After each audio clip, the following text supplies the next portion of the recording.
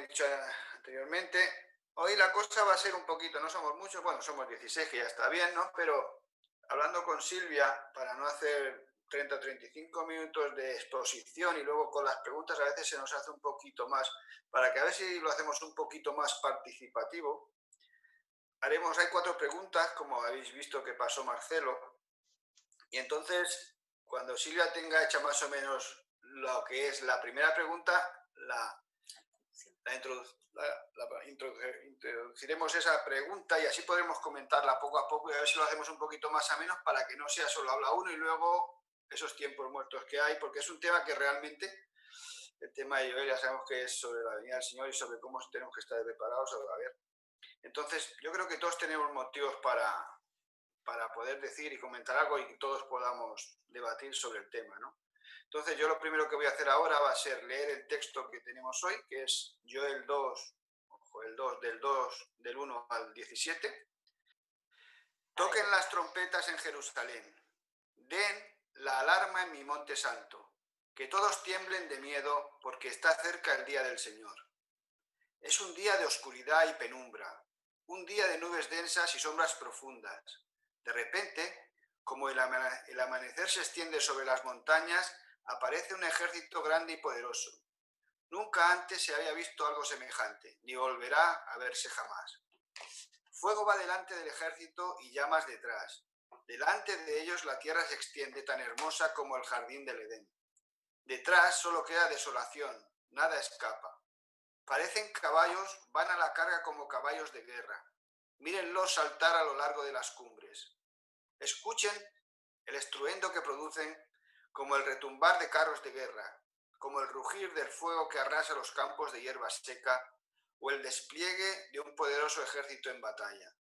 El miedo se apodera de la gente, cada rostro palidece de terror. Los agresores marchan como guerreros y escalan los muros de la ciudad como soldados. Marchan hacia adelante sin romper filas. No se empujan unos a otros, cada uno se mueve en la posición exacta. Atraviesan las líneas de defensa sin perder la formación. Irrumpen en la ciudad, corren a lo largo de sus muros, se meten en todas las casas, como ladrones trepan por las ventanas. La tierra tiembla mientras avanzan y los cielos se estremecen. El sol y la luna se oscurecen y las estrellas dejan de brillar. El sol va a la cabeza de la columna, como un grito los guía. Este es su ejército poderoso y ellos siguen sus órdenes. El día del Señor es algo importante y pavoroso. ¿Quién lo podrá sobrevivir? Por eso dice el Señor, vuélvanse a mí ahora mientras haya tiempo, entréguenme su corazón, acérquense con ayuno, llanto y luto. No se desgarren la ropa en su dolor, sino desgarren sus corazones. Regresen al Señor su Dios, porque Él es misericordioso y compasivo, lento para enojarse y lleno de amor inagotable. Está deseoso de desistir y no de castigar. ¿Quién sabe? Quizá les suspenda el castigo y les envíe una bendición en vez de una maldición. Quizá puedan ofrendar grano y vino al Señor su Dios como lo hacían antes. Toquen el cuerno del carnero en Jerusalén. Proclamen un tiempo de ayuno. Convoquen al pueblo a una reunión solemne. Reúnan a toda la gente, ancianos, niños y aun los bebés. Llamen al novio de su habitación y a la novia de su cuarto de espera. Que los sacerdotes, quienes sirven en la presencia del Señor, se levanten y lloren entre la entrada del templo y el altar. Que oren, perdona a tu pueblo, Señor. No permitas que tu preciada posesión se convierta en objeto de burla. No dejes que lleguen a ser la burla de los extranjeros incrédulos que dicen: ¿los ha abandonado el Dios de Israel? Hasta aquí el mensaje, la palabra del Señor. Y como digo, estar atentos porque a ver si podemos empezar luego a contestar la primera pregunta que Silvia nos ha preparado. Lo que Javi ha querido decir es que las 4 preguntas no las vamos a responder al final, sino que las vamos a ir respondiendo a lo largo de este ratito de reflexión, ¿vale? Si os parece bien. Entonces, estamos en el capítulo ya 2 de Joel. ¿Os acordáis que era un libro que pertenece a los profetas menores? Que el tema principal, como estamos leyendo, es el día del Señor. Me hace gracia porque los más jóvenes el día del Señor, como mis hijos, dicen, ah, sí, es el domingo. Porque sí, es el día del Señor para nosotros hoy. Pero en el Antiguo Testamento y también en el Nuevo, pero tenía una referencia más a lo que eran los juicios de Dios. En el Antiguo Testamento vemos que los profetas anunciaban que venía un día, era un día en el que tenía varias connotaciones, pero siempre era un día en el que Dios actuaba para traer un castigo, una venganza a los enemigos del pueblo de Dios, o a veces, como se está hablando aquí, era un ataque al pueblo de Dios, ¿no? Y bueno, ese es el tema principal de este libro. Es un profeta que suele ubicarse, yo creo que estaría, por lo que vienen, dudan, ¿no? Porque la fecha no es muy clara, pero seguramente es antes del exilio de Babilonia, ¿no? Antes que, aparte del exilio de Babilonia, Dios había ido dando avisos a su pueblo porque a veces caía en la idolatría, ¿no?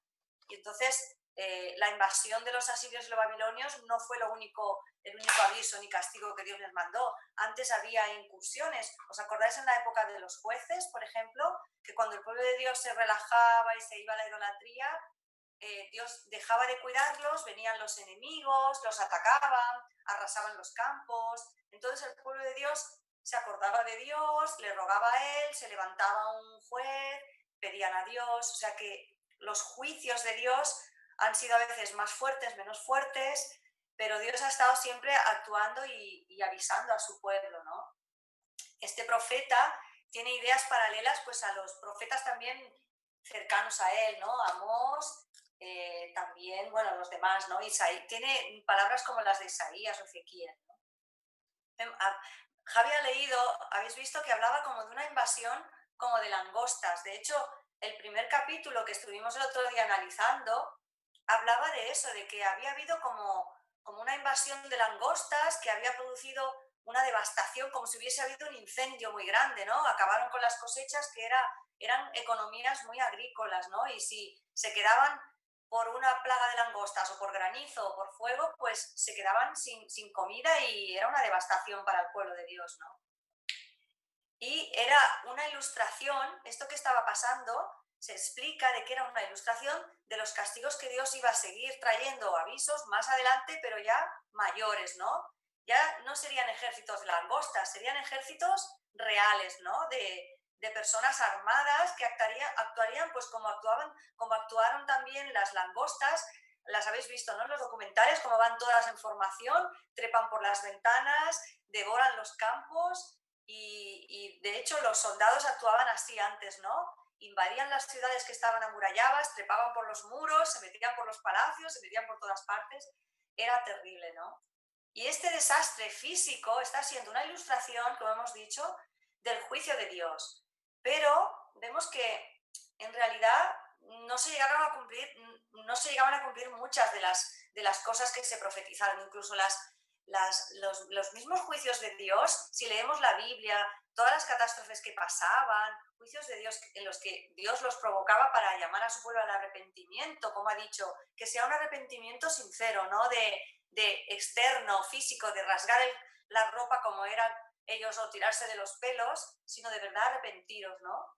Pero vemos que hay algo más, cuando hay más, sobre todo en el lenguaje apocalíptico, ¿no? De Daniel, de Ezequiel, incluso cuando hablaba Jesús del día del Señor, del juicio final, todo esto vemos que hay cosas que todavía no se han cumplido de todo. Y de hecho el gran día final del juicio del Señor, el día del Señor será, nosotros entendemos el fin de este mundo y el comienzo, ¿no? Del nuevo reino, y será aún más duro el castigo y será aún más duro Y la primera pregunta ya la voy a lanzar, ¿vale? Para que no nos vayamos despistando. En el mundo ya se han ejecutado muchos juicios de Dios, ¿verdad que sí? Viendo la historia, tanto la historia secular como leyendo la Biblia, hemos visto, ¿no? Hemos conocido. Y yo quisiera que pensáramos en alguno, ¿no? Para que nos sirvan de ilustración y para que algunos hagamos un poco una reflexión, ¿no? Por ejemplo, en Isaías, en Jeremías. ¿Podríais mencionar qué juicios se han ejecutado ya? Mencionarlos, solamente, pues me acuerdo de aquel episodio, o de aquello, o de aquella profecía. ¿Alguien se acuerda y puede decir, puede desconectar el micro y decirlo si queréis? Yo voy a decir el diluvio. Muy bien, sí, el diluvio fue un juicio de Bueno, Dios. también el destierro de Adán y Eva del paraíso también fue un castigo. Y muchos más, voy a dejar para otros. Muy bien, Manuel, oye, muy adelantado, alumno adelantado, el primero que levanta la mano, muy bien. Yo pienso que una de las grandes profecías que hubo en la antigüedad, sobre todo el que sale en el libro de Isaías, es el nacimiento virginal de Cristo, en Isaías 7:14. Sí, sí, de hecho en Isaías hay mucho lenguaje, ¿no? Hablando, no, Isaías es muy bonito, pero verdad que lo hemos estado estudiando los meses atrás y había también muchas palabras de avisos, ¿verdad? Y el cumplimiento de esta profecía pues se ve en el libro de Mateo, en el capítulo 1.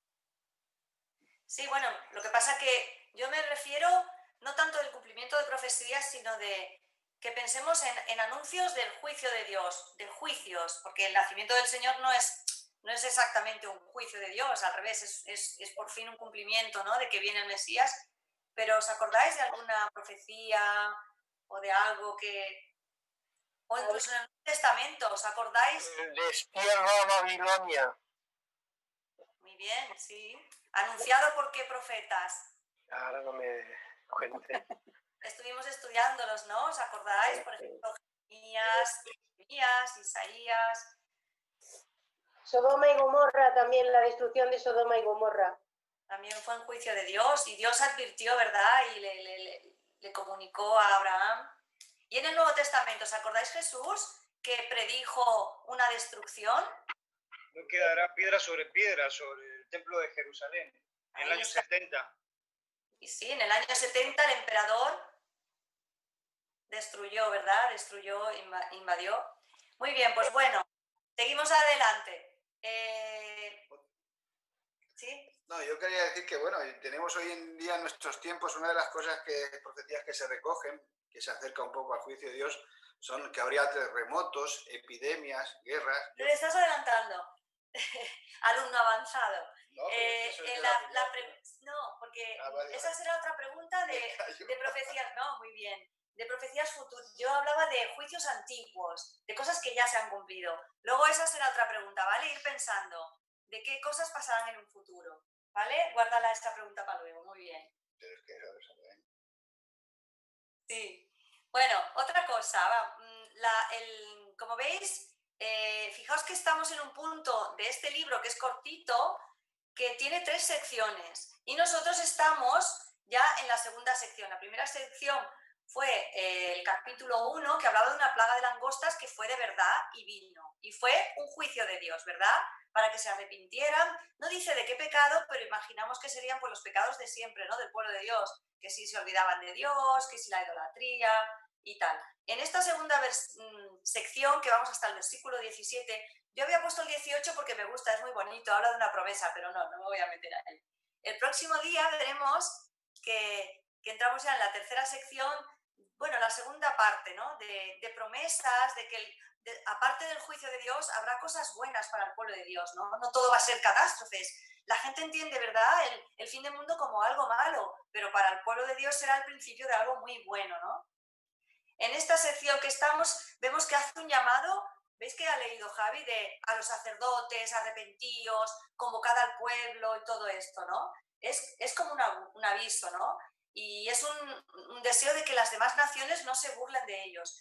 Y al final, cuando se acabe el estudio de este capítulo, que es el 3, que es cortito, veréis que también se hace un llamado a que se extienda el Evangelio a todas las buenas noticias a todas las naciones y la salvación alcance a los gentiles, ¿no? Y haya una restauración tanto material como es muy importante para todos, ¿no? Que haya economía, que haya salud, también espiritual, cuando el próximo día se hablará de que se derramará el Espíritu de Dios sobre toda la carne y al final el reino milenial. Bueno, pero nosotros de momento estamos aquí, en una ilustración de lo que será ese día del Señor.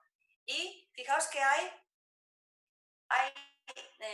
2 llamados, hay 2 convocatorias. Tanto el versículo 1, ¿verdad que dice que toquen una trompeta? ¿Os acordáis cuando hablábamos con otros profetas de Oseas y tal, que siempre decíamos, tocad trompeta, avisad?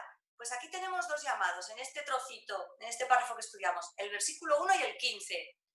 Y los dos empiezan de la misma manera, pero hay un matiz de diferencia. El primero dice, tocad trompeta en Sion, que era la ciudad del pueblo de Dios.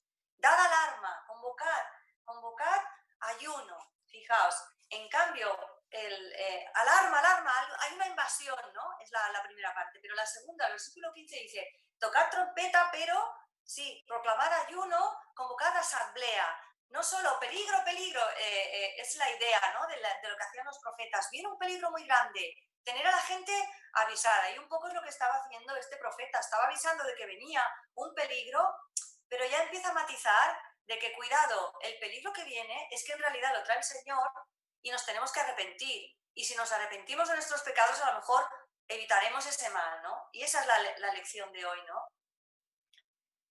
Abdías es un profeta que también hablaba de la misma manera, decía, cercano está el día del Señor sobre todas las naciones, ¿no? Pero aquí estaba hablando para el pueblo de Dios.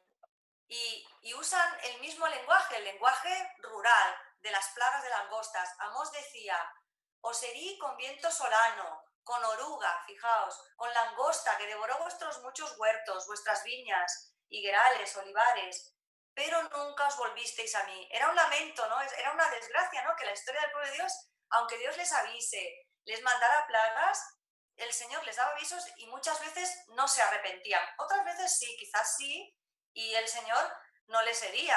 Pasó con Nínive también, ¿no? Que aunque no era el pueblo de Dios, ¿verdad? Que se arrepintieron cuando fue Jonás a predicarles y ahí se arrepintieron y Dios detuvo el castigo, ¿no? Pero Oseas, por ejemplo, lamentaba esta tendencia del pueblo de Dios que decía, mi pueblo es destruido porque le falta conocimiento de Dios y también sentido común de que siguiendo al Señor es como realmente tenían la prosperidad y la bendición sobre todo, ¿no? Jeremías hablaba de esto, en el capítulo 46 decía, cortarán sus bosques, ya se refería a Babilonia, pero es un lenguaje parecido, porque dice, aunque sean impenetrables sus bosques, porque el ejército que viene será más numeroso que las langostas, no tendrán números. Volvió a usar esa imagen. Y de hecho la plaga de langostas vuelve a aparecer en el Apocalipsis. En el Apocalipsis habla, pero ya de una manera más terrible, que habrá una terrible, se parecen mucho, las plagas que aparecen en Apocalipsis a las de Egipto, ¿no? Pero peores todavía. Dice que en el capítulo 9, del humo salieron langostas sobre la tierra, se les dio poder y tienen poder como los escorpiones. Y en esta ocasión ya no dañan a la tierra y a la comida, sino que tienen que dañar solamente a los hombres y no dañarían por eso a los que tienen el sello de Dios, ¿no? Aquí vemos un poco cómo Dios controla, ¿no? Cómo controla las plagas. El aspecto de las langostas era semejante a caballos preparados para la guerra. Las cabezas tenían como coronas, sus caras eran como humanas. Bueno, Dios estaba usando esta semejanza de los ejércitos con sus corazas a la langosta. A ver si eso al pueblo le daba una sacudida y ellos reaccionaban, ¿no? Para arrepentirse, sobre todo, porque vemos que este mensaje no solamente es alarma, alarma, viene un ejército, todo el mundo a salvo. No. Alarma, alarma, arrepentiros, convocad asamblea, convocad a todo el mundo, los niños, hasta los que están de bodas. No, déjense de fiestas y vengan al Señor y arrepiéntanse, porque a lo mejor dan oportunidad a que el Señor detenga el castigo, ¿no? Vamos entonces a la pregunta 2. Dios ha ejecutado juicios a naciones, ya nos vamos más al presente, que es lo que venía un poco Javi a querer contestar. ¿Verdad que han pasado siglos en la historia, tanto del pueblo de Dios como en la historia secular, pero seguimos viendo que hay naciones crueles todavía, que todavía hay guerras, que todavía hay tiranos, que todavía hay crímenes, ¿no? No sé, tampoco es para que ahora digamos muchos detalles, pero me gustaría que fuésemos conscientes de que todavía estamos en el periodo en el que Dios puede aún enviar castigos, juicios, no el juicio final, pero es porque todavía se están cometiendo crímenes, ¿verdad? No sé si queréis reflexionar un poco sobre esto brevemente, de realmente pensáis, es verdad, ¿eh? No sé si a alguien se le ocurre algo. A mí se me ocurre, ¿puedo yo levantar la mano? Yo, por ejemplo, no, yo antes en la primera pregunta me refería a las profecías que te anuncian el juicio de Dios, como que habrían guerras, terremotos, epidemias, aparición de falsos profetas, un poco las profecías esas. Con respecto a la segunda pregunta, yo pensaba, bueno, leyendo un poco en Irán, ¿no? Muchos estados se han puesto contra Irán porque Irán quiere destruir Israel, sabiendo de que Irán es el aliento de muchos terroristas, ¿no? Y entonces ahí te das cuenta como todavía hay naciones que tienen que subir el juicio, ¿no? Y yo, pensando ahora mismo, pues pensaba en eso, en Irán. Luego también podíamos pensar en Irak, en Hussein, que son todavía personas que son muy representantes del mal en nuestros días. No sé si vosotros conocéis o queréis decir, sí, que yo creo seguro que conocéis muchos más países que pueden ser referentes de que están bajo el juicio de Dios en estos tiempos. ¿Queréis decir alguno que sí os sugiera más también? Yo voy a decir la Alemania de Hitler. La Alemania fue destruida porque quiso destruir el pueblo judío. No sé, a mí también fue un buen castigo.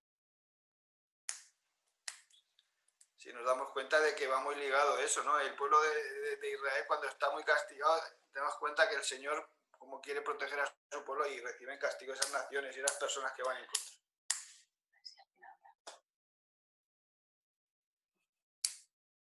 Venga, ¿qué más tenéis que decir? Que seguro que tienes que hacer alguna cosa. Si no, Silvia se pone a hablar. No, nadie piensa, ¿no? Que actualmente... Pues a mí unas frases que hay aquí me llaman mucho la atención y me hacen reflexionar. En cuanto a nosotros, en cuanto a una posible aplicación a la Iglesia, cuando hablando de esa petición de perdón, que el Señor perdone el pecado del pueblo, me llama la atención cuando dice, versículo 17, perdona Jehová a tu pueblo y no entregues al oprobio o al refrán, a la anécdota, tu heredad, o sea, de que Israel pues haya tenido tiempos de prosperidad y luego haya caído. Dice, para que no la dominen las naciones. ¿Por qué han de decirlos entre los pueblos dónde está su Dios? Bueno, me provoca una oración porque hay veces que veo la Iglesia en general y a veces en algunos casos particulares donde me temo que pasan por precariedades que me pregunto si el Señor no está tratando con su pueblo, ¿no? Y a veces eso, hay congregaciones que pasan por algunos problemas tan fuertes, tan graves, problemas quizás entre familias, problemas del liderazgo, problemas de... Y entonces realmente tristemente se convierten en una anécdota y las gentes de alrededor no ven a Dios que esté en medio de ellos. Entonces, no sé, me provoca esa reflexión y esa oración que el Señor nos libre, ¿no? Si es que tenemos que buscarle en alguna forma, que el Señor nos libre y que en lugar de que nuestros vecinos pregunten ¿dónde está el Dios de estos?, pues que realmente puedan ver al Señor en nuestras vidas, ¿no? Y la bendición de Dios en nosotros. Muy bien. Sí, quizás luego al final hablaremos un poco de eso, ¿no? En referencia, por ejemplo, a los avisos de las iglesias de Asia en el Apocalipsis, ¿no?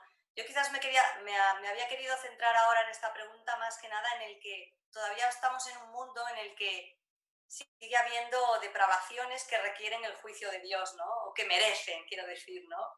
Y de hecho a veces acontece, ¿no? Dios quita, Dios pone, pero bueno, es evidente, ¿no? ¿Puedo decir algo, Silvia? ¿Perdona? Sí. Sí, es que justo esta mañana estaba leyendo un artículo sobre la depravación, ¿no? Esto que acabas de mencionar. Y claro, actualmente quizás no somos conscientes, pero tenemos en curso varias guerras a nivel mundial.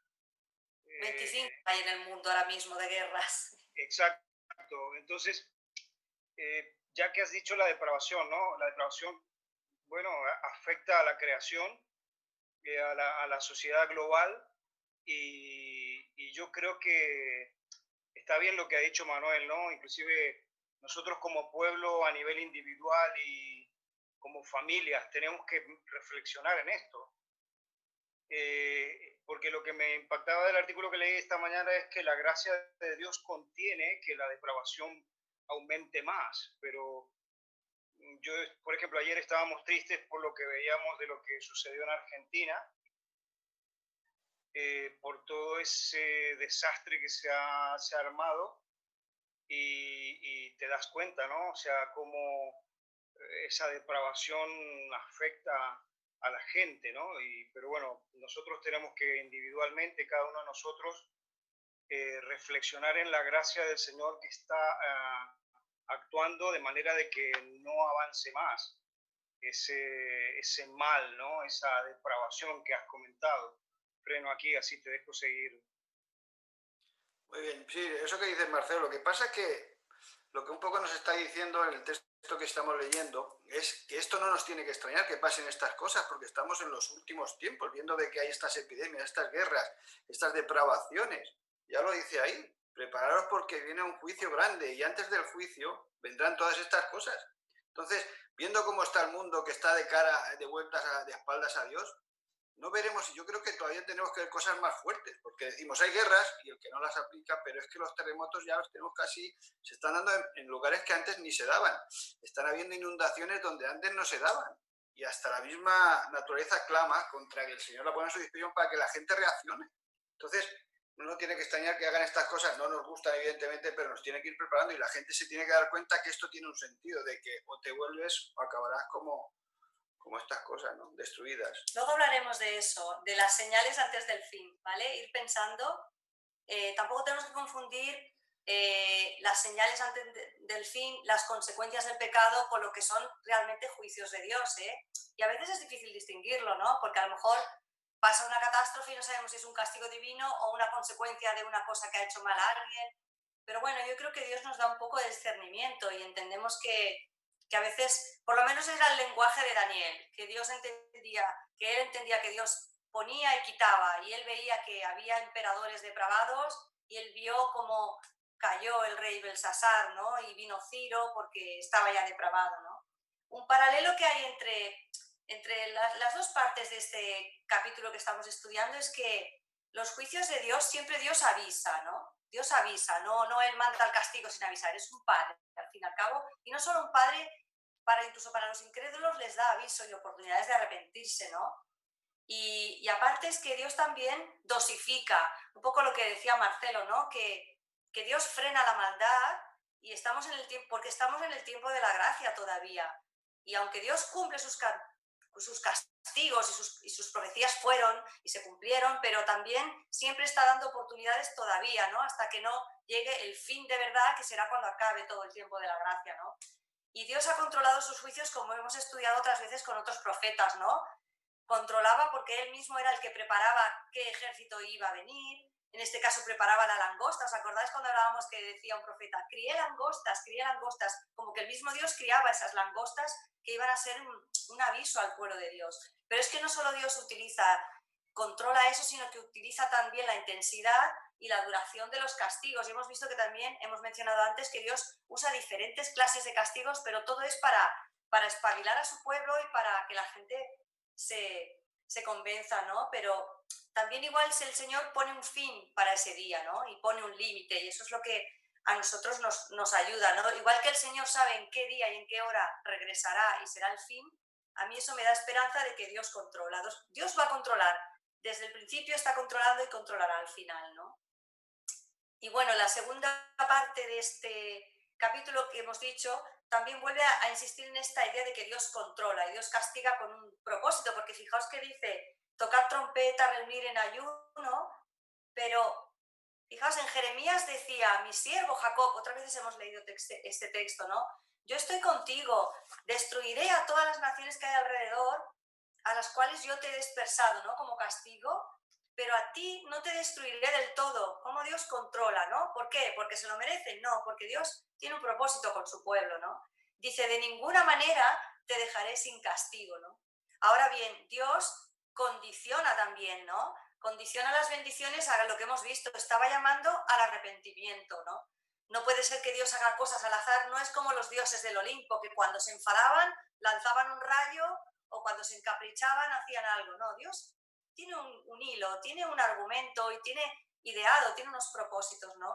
Y está controlándolo todo eso. Y como decía Mateo, en Mateo, que lo dice también, el Señor Jesús lo llegó a decir, y si aquellos días, refiriéndose al fin del mundo, no fuesen acortados, nadie sería salvo, mas por causa de los escogidos, aquellos días serán acortados. Dios va a controlar, aunque sabemos que al final las plagas, el sufrimiento, el mundo cada vez, la maldad va a ser increciendo, con todo y con eso Dios lo dice, ¿no? Lo dice en 1 Corintios, fiel es Dios que no os dejará ser tentados o sufrir, ¿no? También pruebas, más de lo que podéis soportar, sino que juntamente con la prueba, la tentación también dará la salida para que podamos resistir. Yo creo que aunque se está refiriendo aquí a la tentación, yo creo que Dios controla, ¿no? También.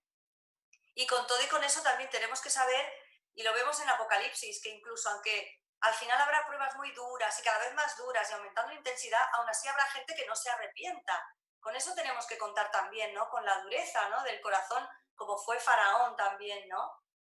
Y bueno, por eso me gustó mucho en la introducción a este estudio profético de Joel, que hubo varias ideas que Manuel nos dejó ahí para que sigamos este hilo, ¿no? El peligro de las falsas esperanzas, que no agarrándonos, aunque bueno, como el Señor controla, pues al final nos salvará a todos. No tenemos que tener falsas esperanzas, ¿no?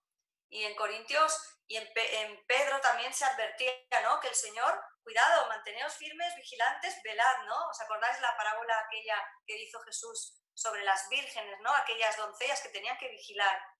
Y, como dicen Lamentaciones, reflexionemos seriamente cuál es nuestra conducta, decía el propio profeta, ¿no? Elevemos al cielo nuestros pensamientos, oraciones y digamos, hemos pecado, Señor, hemos sido rebeldes, y tú nos has perdonado, pero claro, porque te has dado cuenta y te has arrepentido, ¿no? Así que incluso ese tiempo de misericordia es lo que tenemos que tener en cuenta, que llegará el fin de la época de la gracia y llegará un fin para ese día de las oportunidades. Por eso, ¿os acordáis la parábola aquella que parecía algo real, ¿no? Cuando dice Abraham estaba allí en el cielo y el Lázaro también había sufrido, bueno, no, ya habrá un momento en que no podrás pasar de la tierra al cielo aunque te arrepientas, porque habrá acabado, ¿no? Esa oportunidad. Buscad al Señor mientras puede ser hallado, llamadle en tanto que está cercano, deje el impío su camino y el hombre inicuo sus pensamientos, vuélvase a Jehová, el cual tendrá de él misericordia y será amplio en perdonar. La tercera pregunta, que ya es lo que estamos hablando un poquito, ya hemos salpicado, ¿no? El fin del mundo antes de que acabe el tiempo. Me gustaría que pensáramos en eso, ya que estamos haciendo referencias a que se habla, ¿no? De que somos conscientes de que nos dirigimos a un final de los tiempos. Están habiendo pruebas, están habiendo castigos, pero llegará un momento y tanto en el Antiguo Testamento como en el Nuevo se nos dan pistas, se nos dan señales. El Señor Jesús dio unas cuantas y se han mencionado, ¿no? Temas cósmicos, afectará al cielo, afectará a la tierra. No confundamos lo que son propiamente el castigo con lo que son simplemente señales, ¿no? Señales neutras, ¿no? Si queréis mencionar a alguien de memoria, sabe, ¿no? O podría decir, ¿cómo sabemos que estamos ya acercándonos a los últimos tiempos? Venga, va, decid. Señales bueno, de los... en Mateo 24, del 5 al 8, dice, porque vendrán muchos en mi nombre diciendo yo soy el Cristo y a muchos engañarán. Y oiréis de guerras y rumores de guerras. Mirad que no os turbéis, porque es necesario que todo esto acontezca, pero aún no es el fin, porque se levantará nación contra nación y reino contra reino, y habrá pestes y hambres y terremotos en diferentes lugares, ¿no? Entonces esto ya es como ya estamos en los últimos tiempos, ¿no? Son como señales y lo importante pues eso, es estar preparados, ¿no? Y para mí el versículo clave es el versículo 12 precisamente, cuando dice, sean devueltos a mí de todo corazón. Lo que busca el Señor es un arrepentimiento pero verdadero, ¿no? De corazón. Dice con ayuno, lloro o lamento, pero claro, podría ser un ayuno o llorar o lamentar, pero como religiosidad, ¿no? No de verdad. Y lo que busca el Señor es un arrepentimiento, pero genuino, ¿no? Para mí la clave es ese. Y luego también dice que Él es lento para la ira y grande en misericordia, ¿no? Entonces, que es más grande todavía la misericordia que su ira también, ¿no? Bueno, eso es todo. Muy bien, Ana, gracias por tu aportación. Algunas cosas buenas, no todas son malas como señal del fin del mundo. Fijaos que tenemos pistas en este texto y en otros. La restauración de Israel, por ejemplo, es una señal.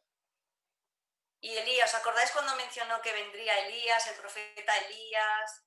Eso los judíos se lo sabían de memoria. Decían, oye, ¿y aquel Elías que dijo? Y todavía lo están esperando ellos y ponen una silla en su comedor. Y Jesús les dijo, bueno, es que es más bien Juan Bautista, ¿no? Elías ya vino. Y bueno, el próximo día, otra de las señales del fin de los tiempos es el derramamiento del Espíritu, ¿no? Que quizás ya estamos en ello, porque el Espíritu ya empezó a derramarse en cuanto Jesús se fue y sobre su iglesia en Pentecostés, ¿no? Pero quizás se están acentuando estas manifestaciones, por ejemplo, en sueños, en países donde no llega el Evangelio o no puede llegar por extremismos. Hay personas que están viendo visiones de Jesús que se les aparece y todos repiten eso, ¿no? Y son señales del fin de los tiempos, pero que no son tan malas, ¿no? Sí, a mí me gustaría recordar un poco también lo que muchas veces los viernes oramos, ¿no? El 24:9 de Mateo, que habla de la persecución a los cristianos, ¿no? Que, como decíamos también recién, ¿no? Hay un montón de guerras en curso y también sabemos que hay un montón de países donde los creyentes están siendo masacrados, ¿no?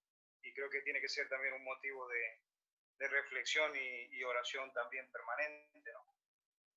Sí, yo creo que una de las señales también es eso, que el Evangelio tiene que ser predicado hasta los confines de la tierra, o sea, sé que hay muchos sitios que es imposible entrar y le pasará eso, y el Señor es una de las cosas que tiene claro, bueno, que tenemos claro, de que el Señor quiere que su Evangelio sea predicado en cualquier lugar del mundo, y esas son las consecuencias. Hay muchas más señales, ¿no? Que sabemos, ¿no? Tanto cósmicas como... Pero me gustó mucho, porque ya se acaba el tiempo, otro concepto que Manuel el otro día nos dio sobre el tema de la visitación, ¿no? El día de la visitación, que son como las oportunidades que antes de ese gran día el Señor nos está dando. El Señor siempre antes de un castigo como que viene, te visita, te da una oportunidad y de muchas maneras. Es la cuarta pregunta, ¿no? Que ya nos lleva un poco esto al ¿cuántas veces, no? El Señor nos da una oportunidad para corregirnos y si sois capaces de señalar, sobre todo en el Nuevo Testamento, ¿no? Algún versículo que habla de eso. ¿Os acordáis que os he dado pistas de qué versículos hay que nos hablan de eso, de que arreglemos cuentas con nuestro Señor, Él nos está dando una oportunidad en Apocalipsis? ¿Os acordáis? ¿Alguien se acuerda de que nos habla un poco de esta faceta, ¿no? De lo que es el juicio final y los juicios de Dios? No sé si me entendéis. ¿Entendéis lo que quiero decir? Algún texto que no sabe. ¿Os doy pista? En Apocalipsis, ¿os acordáis? En Lucas 19. O en Lucas, ¿qué has encontrado? ¿Alguien ha encontrado algo? Sí, yo he encontrado en Lucas 19:44. 19:44, ¿qué dice así? Lo voy a leer. Si es por ahí, por donde lo que tú querías mostrar, vaya.